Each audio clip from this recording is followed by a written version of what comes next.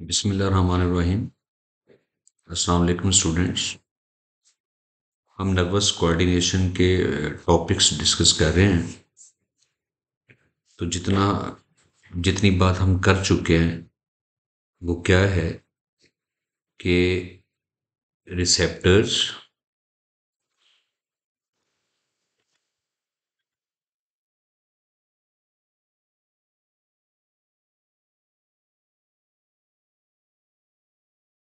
Receptors,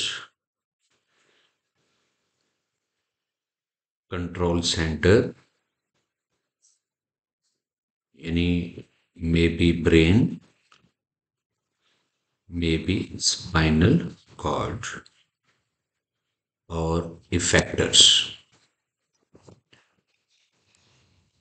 may be muscles और glands. ये तीन कंपोनेंट जब मिलकर काम करते हैं तो इस कोऑर्डिनेशन को आप नर्वस कोऑर्डिनेशन का नाम देते हैं। अब ये तीन कंपोनेंट आपस में कनेक्टेड कैसे हैं? रिसेप्टर और कंट्रोल सेंटर के दरमियान सेंसरी न्यूरॉन होता है।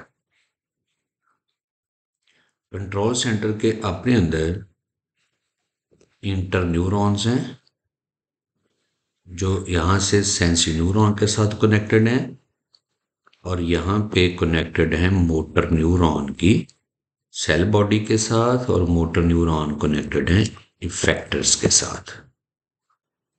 अब ये सेंसरी न्यूरॉन है, कंट्रोल सेंटर के अंदर इंटर न्यूरॉन्स हैं, कंट्रोल सेंटर इफेक्टर्स के दरमियान मोटर न्यूरॉन्स हैं। जब तक इन रिसेप्टर्स के ऊपर कोई स्टिमुलस अप्लाई नहीं हो रही तब तक कोई नर्व इंपल्स या मैसेज फ्लो आपको यहाँ पे नजर नहीं आ रहा। तो जो ही कोई स्टिमुलस अप्लाई होगी तो सेंसरी न्यूरॉन में से इंपल्स फ्लो करके इंटरन्यूरॉन्स पे आएगी, इंटरन्यूरॉन में से मोटर न्यूरॉन पे, मोटर न्यूरॉन से इफेक्टर्स के ऊपर और इफेक्टर्स अपना रिस्पॉन्स देना शुरू कर देते हैं। तो ये फ्लो ऑफ मैसेज है, that is the nerve impulse. लेकिन जब तक स्टिमुलस नहीं थी तब तक नर्व इंपल्स नहीं थी, यानी कि तब हमारा न्यूरॉन जो है वो रेस्टिंग पोजीशन पे होता है। और जब ये रेस्टिंग पोजीशन पे मौजूद होता है तो न्यूरॉन के अंदर और बाहर चार्जेस का डिफरेंस होता है। इसी चार्जेस के डिफरेंस को आप क्या नाम देते हैं? Resting membrane potential. पहली शर्त कि न्यूरॉन के ऊपर कोई स्टिमुलस अप्लाई ना हो रही हो।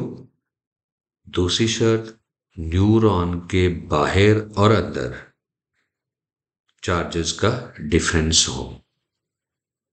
इसलिए हम रेस्टिंग मेम्ब्रेन पोटेंशियल को नॉन कंडक्टिंग न्यूरॉन भी कहते हैं। अब क्वेश्चन ये है कि जो ये चार्जेस का डिफरेंस है जो कि एक्चुअली मेम्ब्रेन पोटेंशियल है, चूंकि स्टिमुलस अप्लाई नहीं, इसको रेस्टिंग मेम्ब्रेन पोटेंशियल कह रहे हैं। तो ये कौन से चार्जेस है?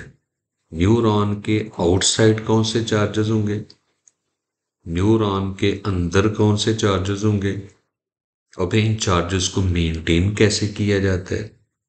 तो ये सारी कंडीशंस हम एक एक करके डिस्कस कर लेते हैं। चलिए जी, आपके सामने हम न्यूरॉन की बेसिक स्ट्रक्चर ड्रॉ करते हैं। Here is the cell body of neuron और इसमें से जो प्रोजेक्शंस निकली होती हैं thin and short, these are dendrites. Cell body से नीचे एक्सॉन स्टार्ट होगा और एक्सॉन का ये एक पोर्शन हम थोड़ा एनलार्ज करके शो कर रहे थे। ये अब इस एक्सॉन में ये एक्सॉन की मेम्ब्रेन होगी जिसको न्यूरॉन मेम्ब्रेन भी कहते हैं।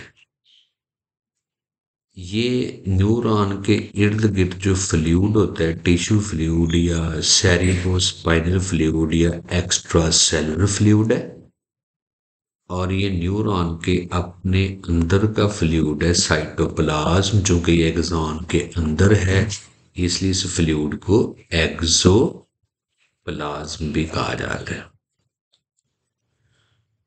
अब ये जो न्यूरॉन की मेम्ब्रेन आपको नजर आ रही है, इस मेम्ब्रेन के ऊपर मुख्तलिफ एंजाइम्स मौजूद हैं, चैनल या ट्रांसपोर्ट प्रोटीन्स मौजूद हैं। फिलहाल जब तक स्टिमुलस अप्लाई नहीं हो रही, हम कहते हैं कि न्यूरॉन की बाहर वाली सतह पे एक्स्ट्रा सेलुलर फ्लूइड में पॉजिटिव चार्ज है। Here is the positive charge. इधर भी extra cellular fluid that has the positive charge, जबकि न्यूरॉन के साइटोप्लाज्म में नेगेटिव चार्ज है। ये तो जब न्यूरॉन के बाहर पॉजिटिव चार्ज हो, न्यूरॉन के अंदर नेगेटिव चार्ज हो, कोई स्टिमुलस अप्लाई नहीं है, तो this is known as resting membrane potential. अब क्वेश्चन ये है कि न्यूरॉन के बाहर पॉजिटिव चार्ज क्यों और अंदर नेगेटिव चार्ज क्यों है? इसलिए कि न्यूरॉन के बाहर बहुत हाई कंसंट्रेशन है सोडियम आयंस की,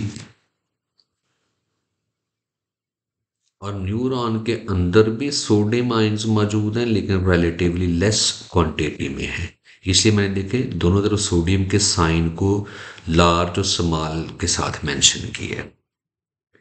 इसी तरह न्यूरॉन के अंदर वेरी हाई क्वांटिटी है पोटाशियम आयन की, जबकि न्यूरॉन के बाहर पोटाशियम आयंस हैं लो क्वांटिटी में। यानी सोडियम पोटाशियम आयन दोनों तरफ ही मौजूद हैं, लेकिन आउटसाइड पे सोडियम आयन ज़्यादा हैं, न्यूरॉन के इनसाइड पे पोटाशियम आयंस ज़्यादा हैं। इसी तरह न्यूरॉन के बाहर नेगेटिवली चार्ज आयंस मौजूद हैं, एनाइंस, जैसे प्रोटीन्स वगैरह, डिफरेंट एसिड्स वगैरह। इसी तरह न्यूरॉन के अंदर भी नेगेटिव चार्ज है, लेकिन सबसे ज़्यादा है। तो बाहर हाई क्वांटिटी ऑफ सोडियम है, सबसे ज़्यादा सोडियम, इसलिए बाहर डोमिनेंट चार्ज पॉजिटिव है, और न्यूरॉन के अंदर सबसे ज़्यादा क्वांटिटी है नेगेटिव चार्ज कंपाउंड की, इसलिए न्यूरॉन के अंदर नेगेटिव चार्ज है। लेकिन अब इशू यहाँ पे ये है कि आयंस अपनी हाई कंसंट्रेशन से लो कंसंट्रेशन की तरफ मूव करते हैं। तो चूंकि बाहर सोडियम आयन बहुत ज़्यादा है, तो न्यूरॉन की मेम्ब्रेन के ऊपर सोडियम की चैनल्स मौजूद हैं। यहाँ से सोडियम आयन कंटिन्यूसली न्यूरॉन के अंदर एंटर हो रहे होते हैं। इसी तरह सोडियम के गुजरने के लिए एक चैनल और होती है न्यूरॉन के ऊपर, लेकिन वो रेस्टिंग कंडीशन पे वो चैनल बंद होती है। मैं इसको क्लोज शो कर रहा हूँ। इसको कहते हैं sodium voltage gate. Resting condition पे ये बंद होती है। सोडियम चैनल ओपन है, लेकिन सोडियम वोल्टेज गेट्स क्लोज है। इसी तरह न्यूरॉन के मेम्ब्रेन के ऊपर पोटेशियम चैनल्स हैं।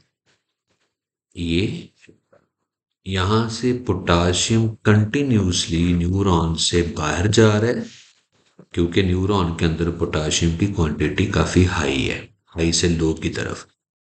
तो ये चैनल जो है, इनको लीकी चैनल्स भी कहते हैं, लीकेज चैनल्स कहते हैं, इसलिए कि इनमें से बगैर किसी इंटरप्शन के ये पोटाशियम बाहर जा रहा है। इसी तरह न्यूरॉन की मेम्ब्रेन के ऊपर पोटाशियम वोल्टेज गेट्स भी हैं, जो फिलहाल बंद हैं। पोटाशियम आयन वोल्टेज गेट ये फिलहाल बंद है, जैसे सोडियम वोल्टेज गेट फिलहाल बंद है। अब चूंकि negatively charge compound large macromolecule की फॉर्म, ये तो वैसे मेम्ब्रेन को क्रॉस नहीं कर सकते। अब यहाँ पे फिर एक इशू आ गया कि अगर बाहर से सोडियम मसलसल अंदर आ रहे हैं तो अंदर तो पॉजिटिव चार्ज डोमिनेंट हो जाना चाहिए।